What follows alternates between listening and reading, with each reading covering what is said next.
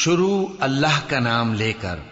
جو بڑا مہربان نہایت رحم والا ہے۔ سورج کی قسم اور اس کی دھوپ کی، اور چاند کی جب وہ اس کے پیچھے چلے، اور دن کی جب وہ اسے روشن کر دے، اور رات کی جب وہ اسے چھپا لے، اور آسمان کی اور اس ذات کی جس نے اسے بنایا،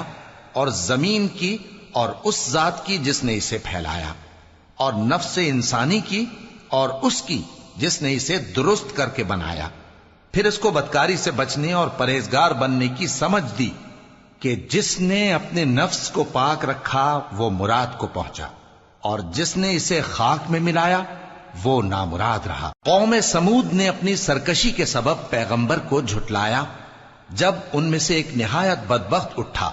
تو اللہ کے پیغمبر صالح نے ان سے کہا کہ اللہ کی اونٹنی اور اس کے پانی پینے کی باری سے خبردار رہو، مگر انہوں نے پیغمبر کو جھٹلایا، پھر اونٹنی کو مار ڈالا تو ان کے رب نے ان کے گناہ کے سبب ان کو نیست و نابود کر دیا، پھر سب کو برابر کر دیا، اور اللہ کو ان کے بدلہ لینے کا کچھ بھی ڈر نہیں۔